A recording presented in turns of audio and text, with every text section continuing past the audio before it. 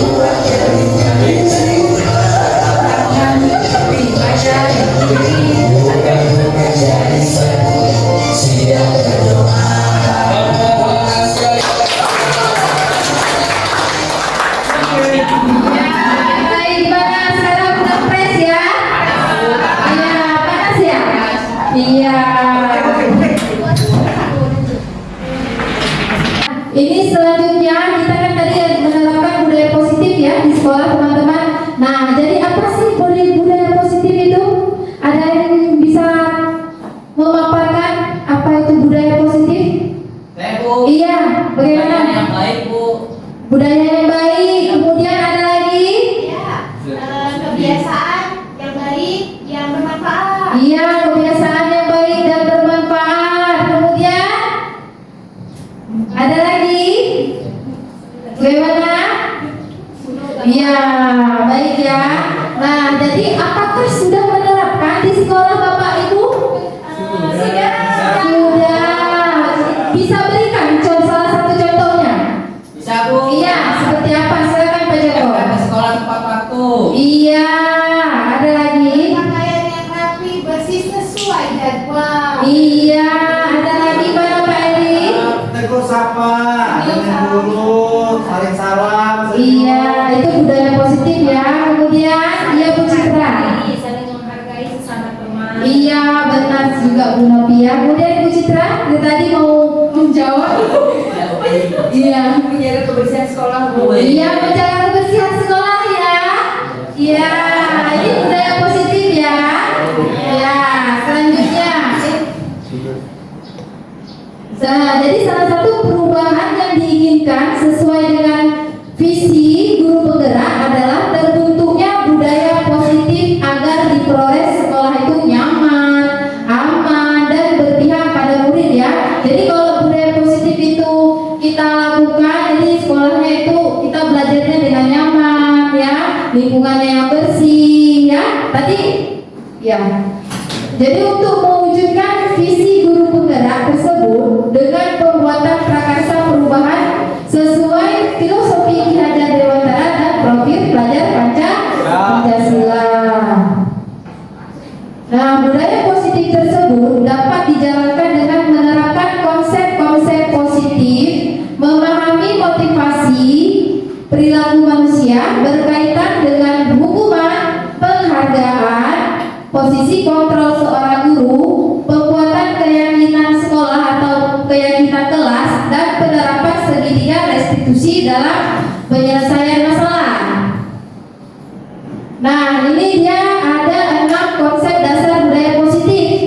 Coba diperhatikan, yang pertama ada disiplin positif dan nilai-nilai kebajikan universal.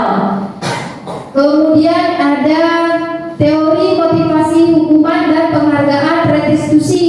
Kemudian ada kebutuhan dasar manusia dan dunia berkualitas. Kemudian ada 5 posisi kontrol. Yang kelima ada keyakinan kelas, dan yang terakhir ada segitiga restitusi. Nah, mari kita simak. Yang pertama tadi disiplin positif dan nilai-nilai kebajikan universal. Ya, bagaimana cara mendisiplinkan murid dengan positif kira-kira? Bagaimana kita memulainya dari pertama, dari hal yang terkecil dulu? Memberi teladan. Bagaimana Bu Vita? Memberi teladan dahulu, Bu. Mencontohkan dari diri kita dulu, baru ke anak. Iya, benar sekali ya, memberi teladan, memberi contoh yang baik kepada anak-anak ya. Iya, kemudian gimana tadi Bu Guru? Kita berusaha untuk melakukan hal-hal yang baik. Jadi hal-hal yang baik itu juga bermanfaat untuk kebaikan. Iya, jadi seperti itu ya. Itu cara ini dulu, yang tersimpel dulu. Nah, sikap disiplin positif yang harus dimiliki oleh murid agar menjadi pribadi yang tertib dan bijaksana. Dengan adanya sikap disiplin positif ini, ya diharapkan dapat membantu murid untuk meningkatkan rasa tanggung jawabnya terhadap ketertiban yang ada di sekolah ya, dan kenyamanan ketika pembelajaran berlangsung. Nah, ini Ki Hajar Dewantara mengumpamakan sebuah sekolah sebagai sebuah ladang ya, tempat persemaian bibit. Jadi diibaratkan sekolah itu tempat persemaian bibit. Nah, kemudian sebuah ladang tempat persemaian, agar bibit bisa berkembang secara maksimal, maka petani dapat memperbaiki kondisi tanah, memelihara bibit tanaman, memberi pupuk dan air, membasmi ulat-ulat atau jamur-jamur yang mengganggu hidup bibit tanaman dan lainnya. Jadi juga seperti itu ya, terhadap ini sebagai upama yang dilontarkan oleh Ki Hajar Dewantara. Nah, dari uraian tersebut kita dapat memahami bahwa sekolah diibaratkan sebagai tanah tempat bercocok tanam, sehingga guru harus mengusahakan sekolah jadi lingkungan yang menyenangkan, menjaga, melindungi murid dari hal-hal yang tidak baik. Dengan demikian, karakter murid tumbuh dengan baik sesuai dengan profil pelajar Pancasila. Ya, jadi apa itu profil pelajar Pancasila? Iya, apa Bu Nurul?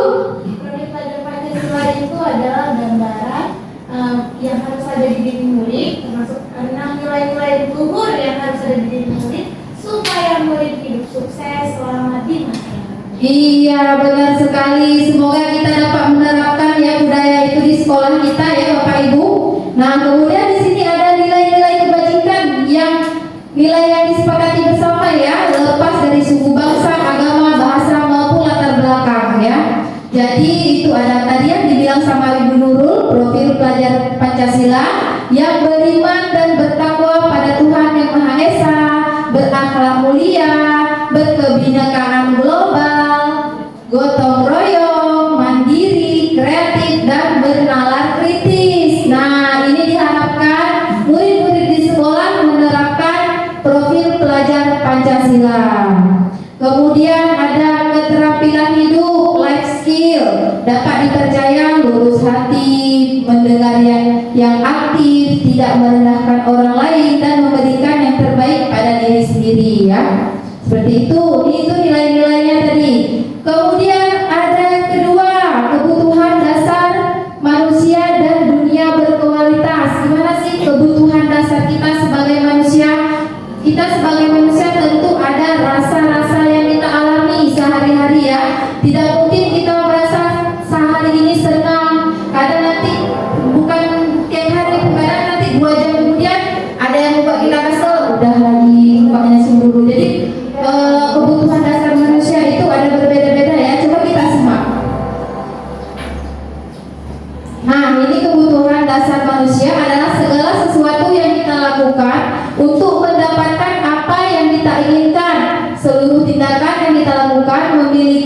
tujuan tertentu dan semua usaha terbaik yang kita lakukan adalah dalam rangka agar kebutuhan dasar kita terpenuhi dengan baik. Itu contohnya seperti kita sebagai manusia ya, pasti kita hidupnya mau bahagia ya. Kebutuhan dasar kita apa? Pengen jajannya yang pengen kita tiap bulan itu dapat gaji yang besar ya, pengen punya mobil, iya, karena kan itu kebutuhan ya, karena kebutuhan kita berbeda-beda gitu. Apalagi kira-kira siapa yang bisa menyimpulkan kebutuhan kita ya sebagai manusia ini? Kita bilang dulu sebagai manusia, apa kebutuhannya Ibu Citra Hayati? Iya, kasih sayang. Mungkin ada kurang kasih sayang, jadi butuh kasih sayang. Ya sama seperti saya ya, kurang kasih sayang dari anak Allah. Iya, kemudian ada lagi mungkin Bu Ropi yang Ibu Citra mungkin kurang kasih sayang, apalagi Bu Ropi ya. Iya, kebebasan. Iya, benar sekali ya. Ya, Pak Joko gimana? Istirahat Bu. Istirahat, iya istirahat butuh ya, itu kebutuhan karena kita sehari itu capek banyak kali kerjaan, itu kebutuhan kita. Saya kurang makan banyak. Waduh, kurang makan banyak. Oh pengen makannya enak, itu sebagai kebutuhan manusia loh. Ya benar sekali kan, pengen aja kita lihat di status saja kan, makanan. Pengen itu kebutuhan. Kemudian gimana kalau Pak Jamil gimana kebutuhannya? Mobil udah ada, jabatan udah ada, gaji udah ada, istri udah ada, anak udah ada. Apa sih yang belum tercapai dalam kebutuhan? Butuh diterima dan dihargai. Mungkin ini yang saat ini dialami atau dirasa oleh Bapak Jamil, butuh ya tolong kita sesama rekan sejawat menghargai ya. Kalau Pak Eri gimana? Kebutuhannya ya makan lah, minum. Tapi Eri, Pak Eri, lagi itu. Pokoknya yang dua primer dan tersir. Yang Iya. primer itu kan pokok ya pasti sandang pangan papan. Iya. Tersir itu apabila sudah terpenuhi yang pokok ya barulah kebutuhan tersir kita kan. Iya. Dan yang gue pengen kali saat ini apa? Ya, kepinginnya healing. Ini semua kita di sini pengen healing ya. Bagaimana kalau kita usulkan akhir tahun healing? Ya kita lanjut aja ya. Iya, nih dia nih kebutuhan dasar manusia. Yang pertama itu ada bertahan hidup, makan, pakaian, tempat tinggal, keamanan, kesehatan. Itu untuk bertahan hidup ya.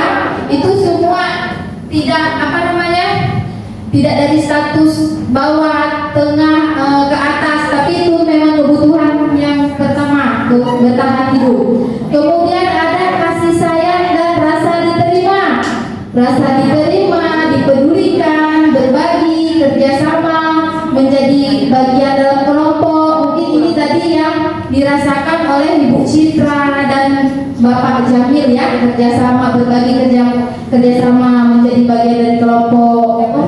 Kemudian penguasaan, di penguasaan itu ada harga diri, ini dia yang cocok ini ya, untuk Pak Jamil harga diri, keinginan yang dianggap, memimpin, berprestasi, diakui, didengar, begitu ya Pak? Iya. Kemudian ada kebebasan, yang tadi Ibu Ropi bilang, kebebasan, mandiri, memiliki pilihan, mencoba hal baru, mampu mengendalikan dirinya, yaitu sangat cocok untuk Ibu Ropi. Kemudian yang terakhir ada kesenangan. Kesenangan ini ada berhumor ya, antusias dan tertawa ya. Kesenangan bisa seperti itu, kita bisa tertawa menyenangkan diri sendiri, bisa berbuat TikTok ya, biar hati senang walaupun tidak punya uang gitu.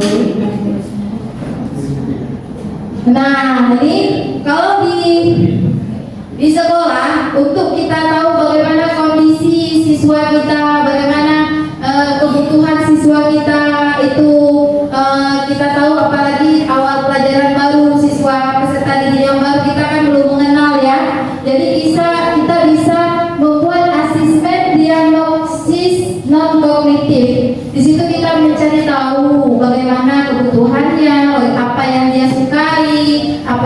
dia sukai.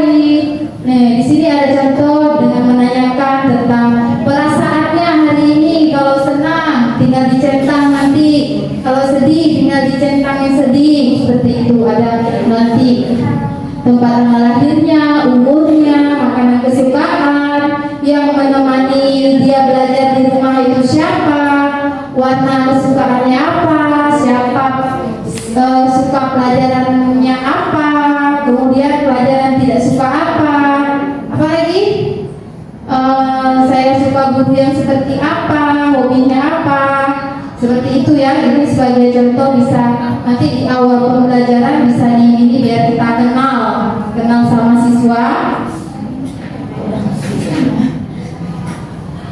Ya, kemudian yang ketiga itu ada teori motivasi, ada hukuman dan penghargaan dan restitusi. Yuk kita simak.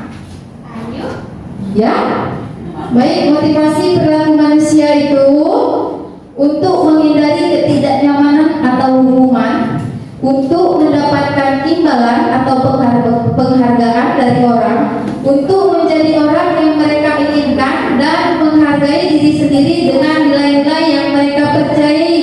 Ya, ini tadi kebutuhan dasar manusia. Kemudian motivasi perilaku manusia ya. Mungkin motivasinya itu. Nah, di sini ada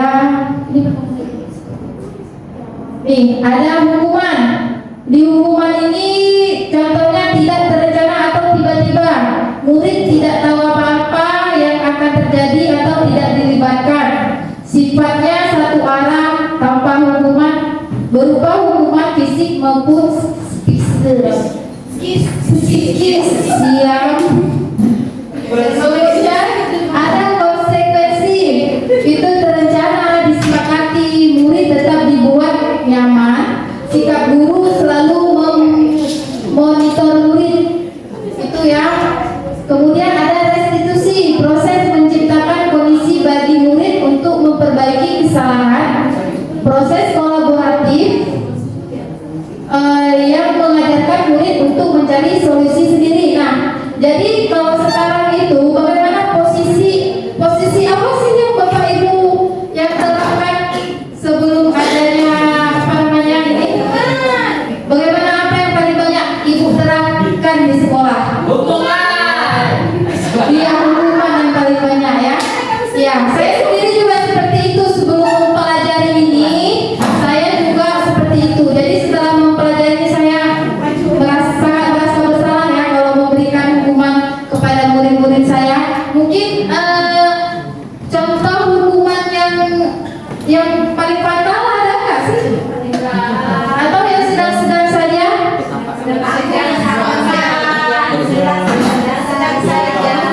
Iya, gimana? Keliling lapangan. Itu kalau situasinya seperti apa kalau kita kasih hukuman? Melanggar peraturan sekolah ya. Iya, itu hukuman ya. Ada konsekuensi. Perbedaannya itu gimana itu hukuman dan konsekuensi? Ada kesepakatan. Kalau hukuman tidak disepakati, tiba-tiba konsekuensi. Ada kesepakatan sebelumnya, dilanggar, ada sanksi. Iya, pintar sekali Bu Nurul. Kemudian pilihan yang paling cocok untuk kita tindak lanjuti yaitu pakai restitusi, yaitu dengan menciptakan kondisi bagi murid untuk memperbaiki kesalahan. Kemudian kolaboratif ya. Kemudian next. Nah, yang keempat, 5 posisi kontrol. Di sini ada 5 posisi kontrol. Yang pertama, yang tadi penghukum, kemudian pembuat rasa bersalah, pemantau, teman, dan manajer. Kira-kira pernah tidak? Ini yang paling baik dulu ya. Sikap yang paling baik dari bapak ibu yang manajer. Bisa tidak berikan contohnya seperti apa? Sikap yang manajer. Sesekali dalam beberapa tahun pembelajaran bisa lah. Bagaimana Bu Citra? Sikap manajer yang paling baik untuk posisi kontrol seorang guru bisa yang pernah dialami? Oke, ketika siswa itu melakukan kesalahan, maka sebagai manajer kita tidak pernah menghukum, pasti ada latar belakang dia berbuat kesalahan. Makanya dia akan kita panggil pakai segitiga restitusi yang sebelumnya sudah dijelaskan, yaitu melalui tahapan penstabilan identitas, validasi kesalahan, menanyakan keyakinan. Itulah level manajer yang harus dipraktekkan pada saat siswa melakukan kesalahan. Jadi selama ini menurut ibu sudah pernah melakukan posisi manajer belum di sekolah? Sudah tapi belum sempurna. Oh begitu, iya baik, terima kasih. Ya, kita lanjut ya. Iya, kemudian ini ya contohnya, ini dicontohkan ada siswa terlambat datang ke sekolah. Ya, 5 posisi kontrol itu kalau penghukum, nah ini karena kamu terlambat silakan sapu seluruh lapangan sepak bola. Itu penghukum ya. Kemudian kalau pembuat merasa bersalah, nah mengapa kamu datang terlambat hari ini? Kalau begini ibu jadi tidak enak sama guru piket karena sering nggak bisa kalau gitu. Ya, merasa bersalah itu agak susah ya, ini gitu ya. Iya, tapi tolong diharapkan kita teman-teman bapak guru semua membuat sesuai kondisi sih sebenarnya. Kalau kita perlu hukumlah dengan yang positif seperti itu. Kemudian sebagai teman, nah besok jangan datang terlambat lagi ya. Tolong lakukan demi ibu ya, jangan datang terlambat lagi ya. Kita kan friend gitu. Kemudian ada pemantau. Nah ini ibu lihat kamu sudah berapa kali ya terlambat datang sekolah ya. Coba lihat saya lagi ngomong.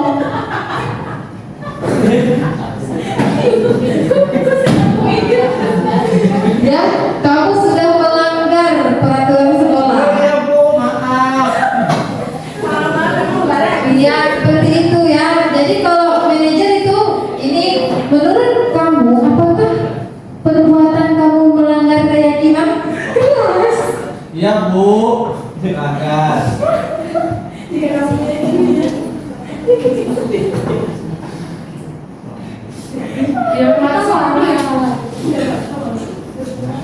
Jika kamu meyakininya, kamu bersedia memperbaikinya? Bersedia Bu. Bersedia ya.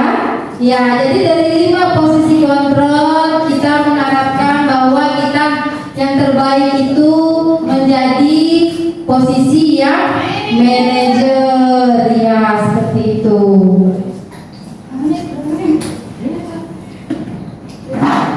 Nah ini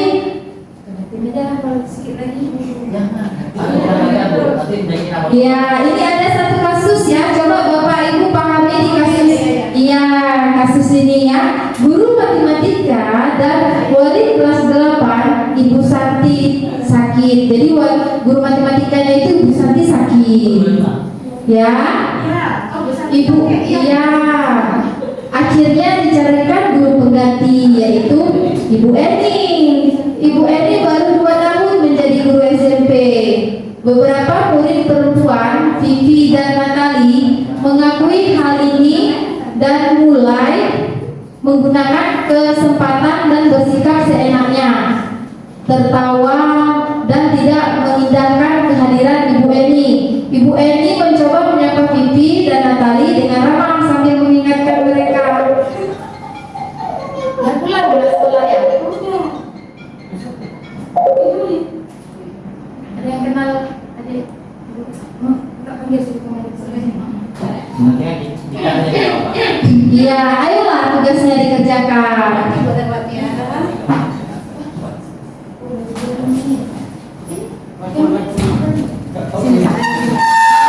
Iya, Ibu Eni coba menyapa Vivi dan Natali dengan ramah sambil mengingatkan mereka untuk tetap fokus pada pekerjaan tugas. Ayolah tugasnya dikerjakan ya. Nanti ibu ditegur bapak kepala sekolah kalau kalian tidak kerjakan tugas.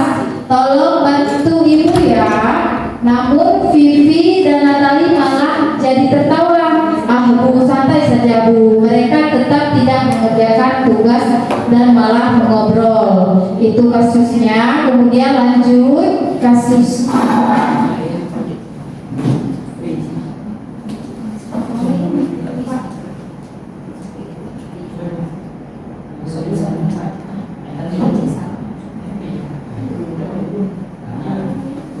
Ya, kemudian lanjut keesokan harinya, Ibu Santi memanggil Vivi dan Natali serta menanyakan tentang laporan Ibu Eni. Ibu Santi menanyakan kembali mereka bersedia melakukan perbaikan permasalahan yang ada. Vivi dan Natali sempat ragu-ragu dan membela diri. Namun pada akhirnya mengatakan akan meminta maaf. Ibu Santi menanggapi bahwa tindakan itu boleh saja dilakukan bila mereka bersungguh-sungguh meminta maaf ya, untuk menggantikan rasa tidak menghormati Ibu Santi. Baik Ibu Vivi baik Vivi dan Natali mengakui bahwa perilaku mereka tidak sesuai dengan keyakinan kelas. Ibu Santi melanjutkan kembali apa yang akan mereka lakukan untuk memperbaiki masalah. Apakah ada gagasan seperti itu? Kemudian setelah berpikir sejenak, Natali dan Vivi mengusulkan bagaimana kalau mereka mengadakan sebuah diskusi kelompok dengan teman-teman sekelasnya.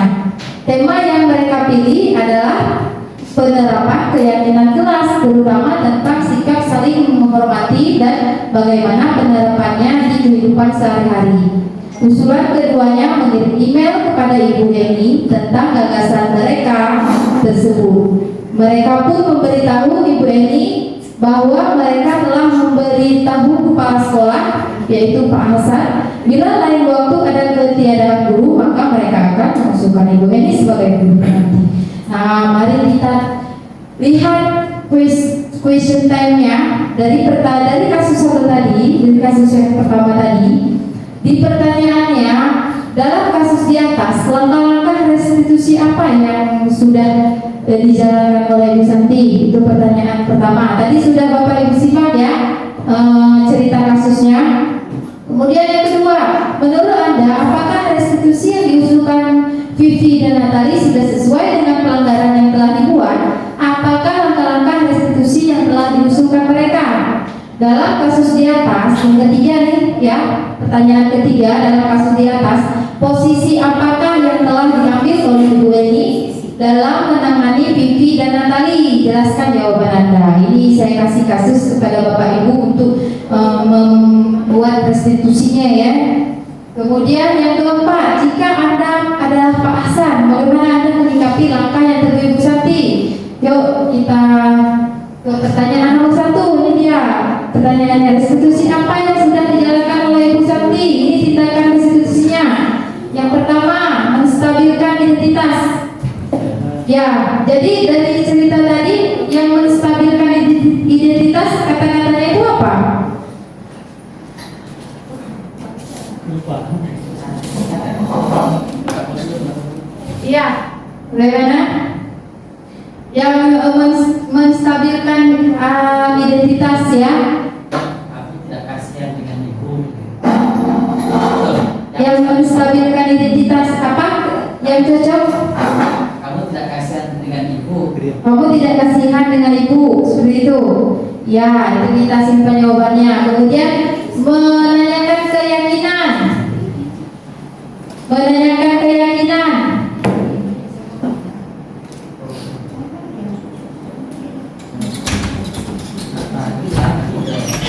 Menanyakan keyakinan, ada yang ingat tadi cerita tadi yang menanyakan keyakinan? Bagaimana? Kasus yang menanyakan keyakinan. Mungkin bisa kita ambil tadi dari cerita tersebut apa ya? Apa? Gimana Pak Eri? Kok mengingat ceritanya dulu Ibu? Wah, santai. Ya, cerita tadi. Coba balik ke kasusnya. Coba balik. Wah. Nah. Ini kasusnya, yang mana memvalidasi sama menanyakan keyakinan. Ayolah, tugasnya dikerjakan. Nanti ibu tegur bapak kepala sekolah kalau kalian tidak dikerjakan tugas. Ya, itu yang mana nih? Ini yang posisi mana nih? Ini restitusi yang mana ini? Validasi tindakan yang salah, menanyakan keyakinan, atau menstabilkan identitas? Validasi tindakan yang salah. Ya, benar sekali ya. Yang kedua, pertanyaan kedua. Apakah restitusi yang diusulkan Vivi dan Natali sudah sesuai dengan pelanggaran yang telah dibuat? Apakah langkah-langkah restitusi yang telah diusulkan mereka? Ya, jadi sudah sesuai ya. Vivi dan Natali mengusulkan akan membuat diskusi kelompok dengan tema penerapan keyakinan kelas, terutama dengan sikap menghormati. Kemudian yang kedua, mengirim email kepada Ibu Eni tentang gagasan mereka tersebut dan mengusulkan kepada kepala sekolah bila lain waktu ada ketiadaan guru, mereka mengusulkan Ibu Eni sebagai guru pengganti. Kemudian lanjut pertanyaan ketiga, dalam kasus di atas, posisi apakah yang telah diambil oleh Ibu Eni dalam menangani Vivi dan Natali? Bagaimana, siapa yang bisa kasih masukan? Karena posisi teman. Karena ada kalimat tolong bantu ibu ya. Iya, posisi teman karena dibilang tolong bantu ibu ya. Iya. Kemudian ada lagi jawaban membuat rasa bersalah dengan berkata, ayolah tugasnya dikerjakan, nanti ibu ditegur bapak kepala sekolah kalau kalian tidak mengerjakan tugas. Jadi dari kasus tadi kita bisa memilih beberapa posisi kontrol ya, tidak hanya satu. Ya. Baik, selanjutnya pertanyaan ketiga. Jika Anda adalah Pak Hasan, bagaimana Anda menyikapi langkah yang ditempuh Ibu Santi? Bu, Ya. sudah baik Bu langkah yang ditempuh Ibu Santi, namun Ibu Santi belum melakukan langkah menstabilkan identitas. Iya, seperti itu ya. Ya, baik sekali, sudah dijawab dengan Pak Joko. Lanjut. Nah, lanjut. Yang kelima itu ada keyakinan kelas. Ya, baik, kita akan lanjut ke keyakinan kelas. Nah, di sini saya sudah membuat keyakinan kelas. Nah, di pertama membuat diskusi dulu. Di keyakinan kelas membuat diskusi kelompok, membuat keyakinan kelas atau peraturan kelas yang harus dijalankan bersama. Jadi kita berdiskusi kelompok dulu di kelas. Apa sih keyakinan kelas kita yang akan kita buat, yang akan kita jaga sesuai dengan keyakinannya. Nah, kemudian mencatat hasil diskusi. Tiap peserta didik mencatat hasil diskusi keyakinan kelas yang telah disepakati bersama. Jadi dicatat apa saja keyakinan kelas yang akan disepakati di kelasnya. Kemudian meninjau kembali, peserta didik meninjau kembali peraturan dalam keyakinan kelas yang telah disusun bersama dan disetujui oleh guru. Jadi setelah berdiskusi mencatat semua peserta satu-satu dengan bisa dengan pakai sticky note ya, kertas tempel lebih mudahnya ya. Ya, kita satu-satu kita bagikan ke siswa untuk mereka berdiskusi, kemudian membuat apa sih yang perlu di kelas kita ini kita terapkan. Itu di luar dari peraturan sekolah ya, tapi dibuat di peraturan di kelasnya. Apa sih? Jadi siswa itu bisa menghargai kalau mereka membuat sendiri keyakinannya, mereka bisa menghargai karena itu yang mereka buat. Seperti itu. Jadi dikumpul nih. Jadi nanti guru cuma meninjau kembali, bukan guru yang membuat ya.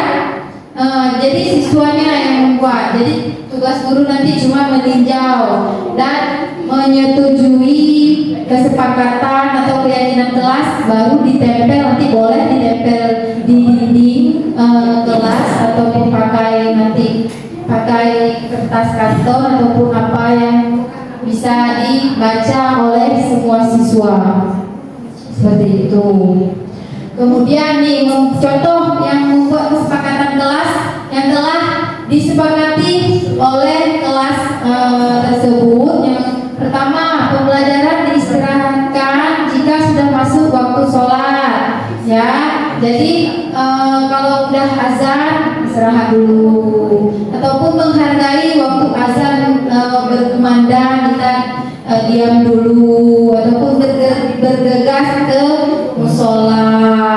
Kemudian berdoa sebelum memulai proses belajar mengajar. Ya, ini yang memang setiap hari rutin dikerjakan. Mungkin diingatkan kembali buat keyakinan kelasnya. Kemudian datang tepat waktu, ya, tidak ada lagi. Jadi diharapkan dengan membuat keyakinan kelas ini peserta didik sendiri datangnya tepat waktu. Seperti itu. Kemudian menjaga lingkungan kelas agar selalu bersih. Ya, jadi tertibnya lagi biar siswanya itu menjaga kebersihan. Jadi lingkungan kelasnya itu selalu bersih. Kemudian stop bully teman dan saling support satu sama lain. Ya, jadi kita tidak ada bully lagi di kelas, itu sesuai dengan kesepakatan diskusi bersama. Kemudian ada yang kita ambil dokumentasinya, jangan lupa Bapak Ibu ya. Habis dibuat buat dokumentasinya nanti bisa diupload di aksi nyata ada sertifikat. Iya. Jangan lupa ya Bu Nopi.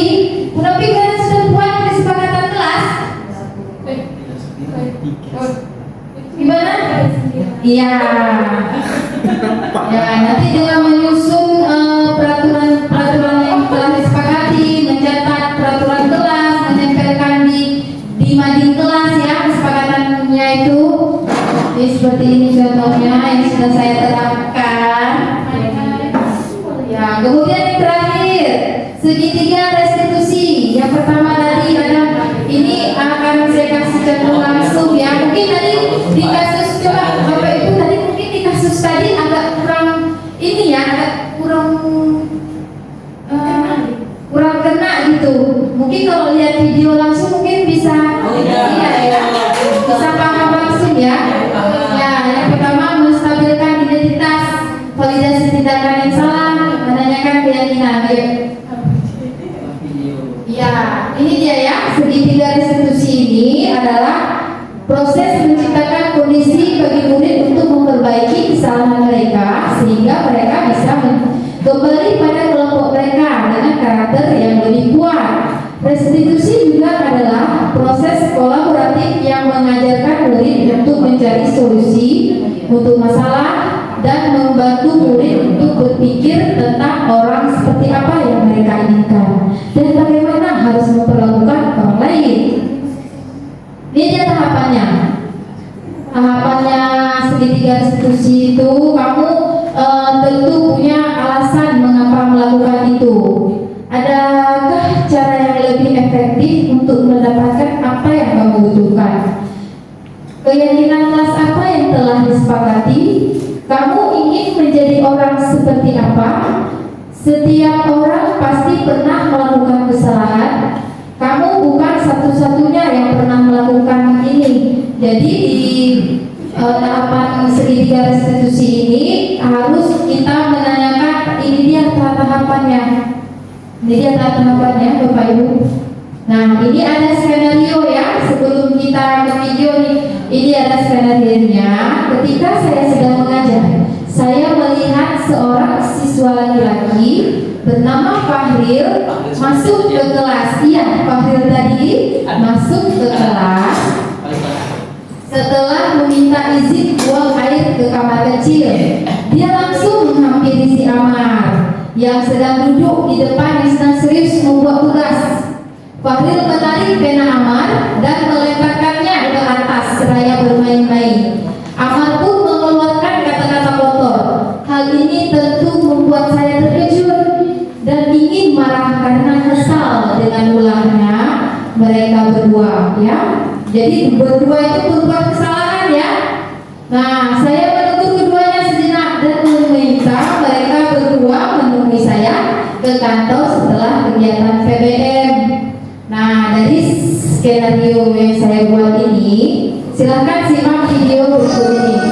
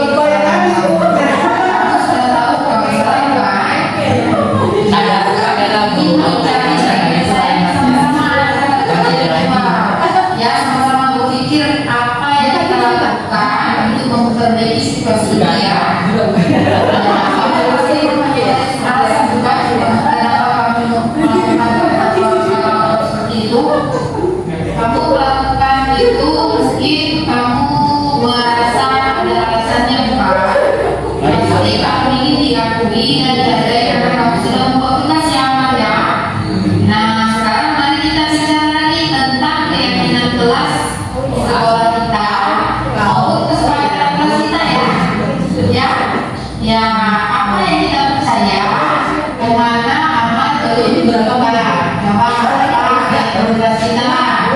Nah,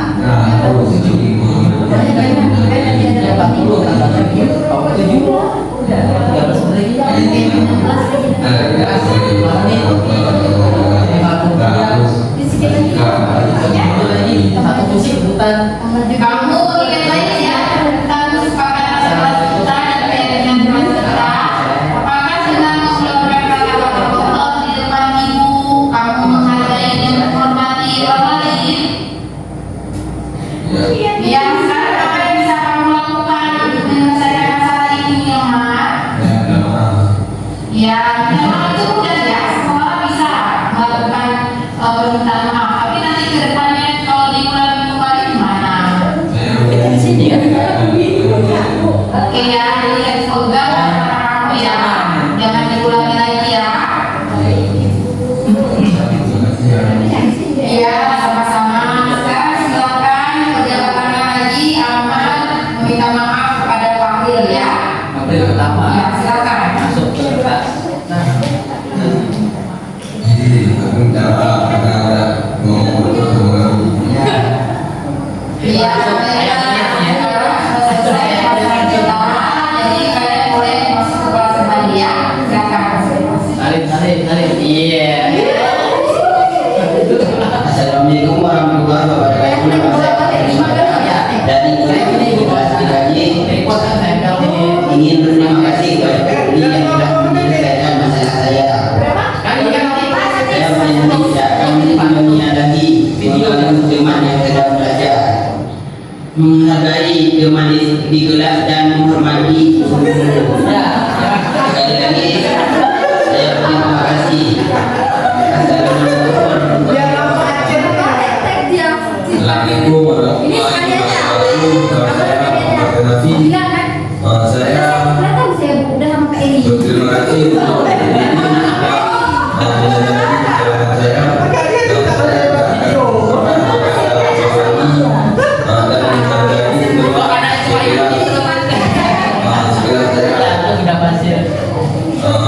terima kasih Bu Yuni.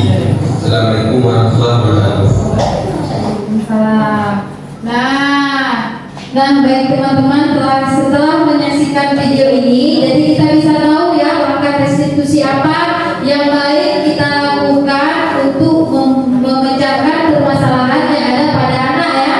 Yang saya ambil ini skenario-nya yang memang sering dilakukan di kelas, yang diusirin di kelas kan sering, apalagi kita budaya Acehnya itu apa namanya?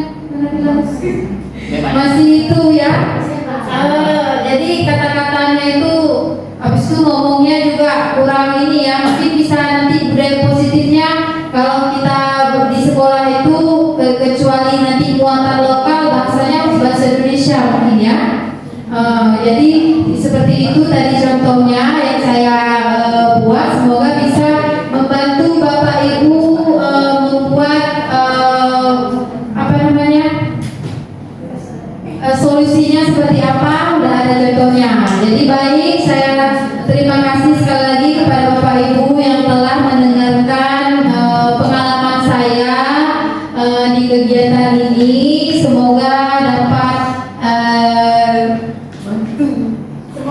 Semoga dapat memberikan inspirasi, manfaat ya. Saya akhiri dengan assalamualaikum warahmatullahi wabarakatuh.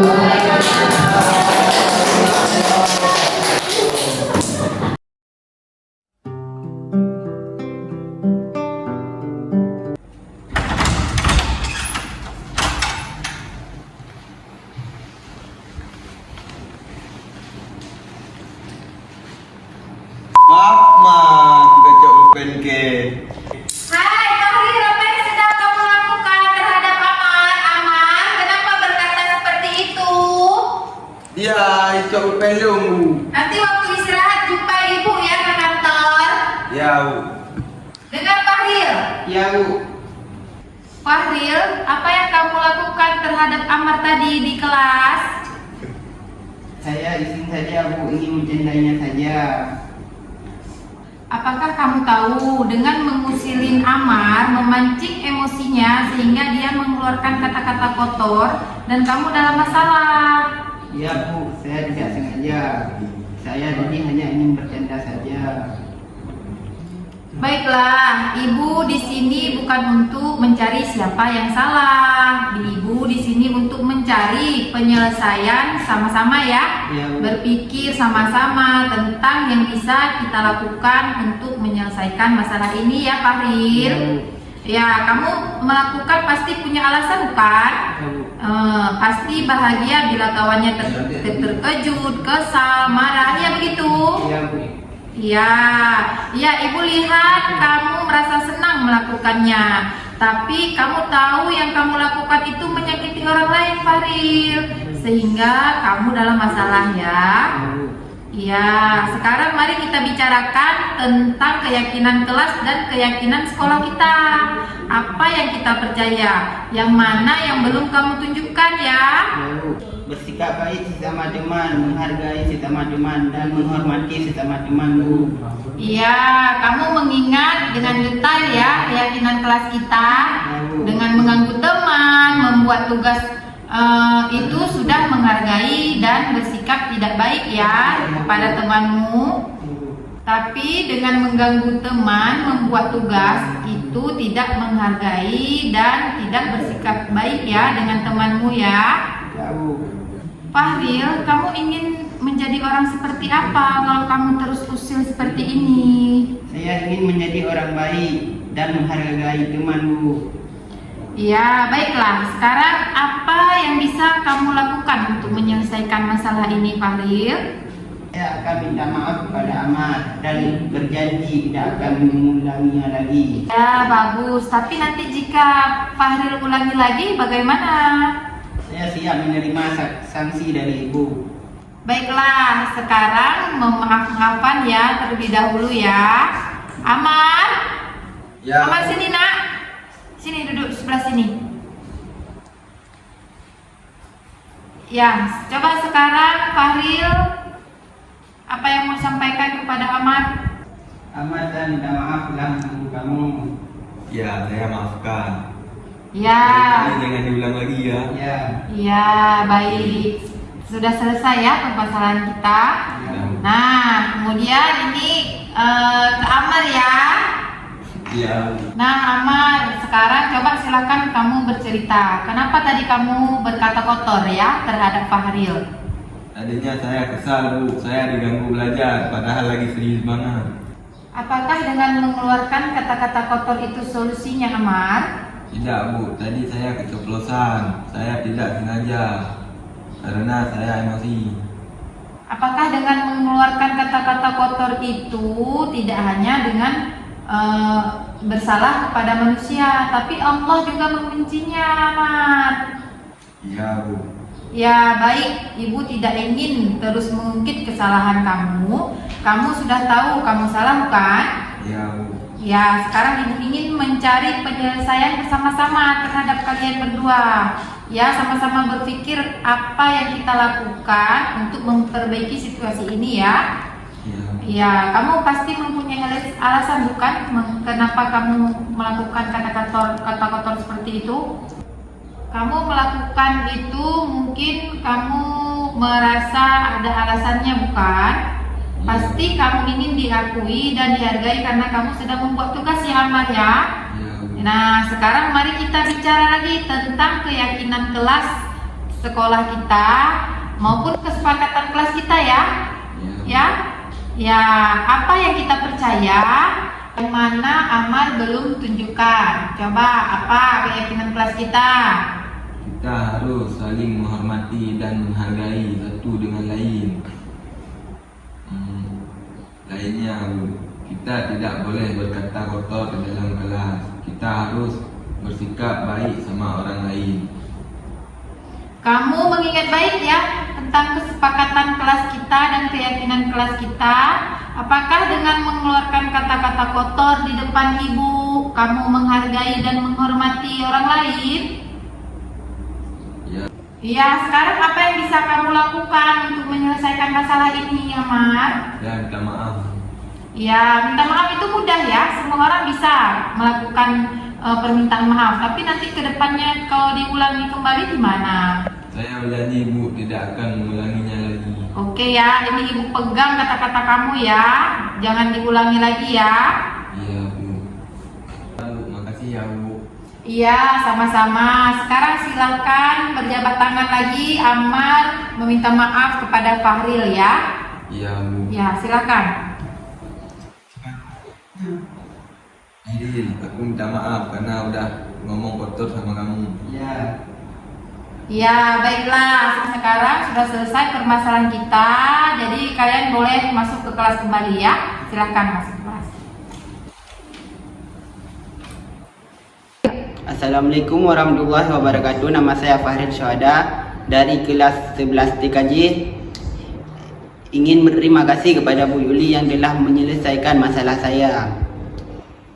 Saya berjanji tidak akan mengulanginya lagi mengganggu teman yang sedang belajar. Menghargai teman di kelas dan menghormati guru-guru. Sekali lagi saya berterima kasih. Assalamualaikum warahmatullahi wabarakatuh. Assalamualaikum warahmatullahi wabarakatuh. Nama saya Muhammad Kanafi. Saya berterima kasih untuk Bu Yuli sudah menyadari kesalahan saya, dan saya tidak akan pernah berkata kotor lagi dan menghargai teman sekelas saya. Terima kasih Bu Yuli. Assalamualaikum warahmatullahi wabarakatuh. Assalamualaikum warahmatullahi wabarakatuh. Setelah saya mendapatkan pemahaman tentang budaya positif di sekolah, saya menjadi tahu manfaatnya sangat besar untuk sekolah, terutama untuk peserta didik di sekolah. Sehingga kedepannya saya akan berkomitmen untuk melanjutkan budaya positif di sekolah dengan mengajak guru-guru di sekolah dan peserta didik di sekolah untuk membudayakan budaya positif di sekolah kami. Assalamualaikum warahmatullahi wabarakatuh.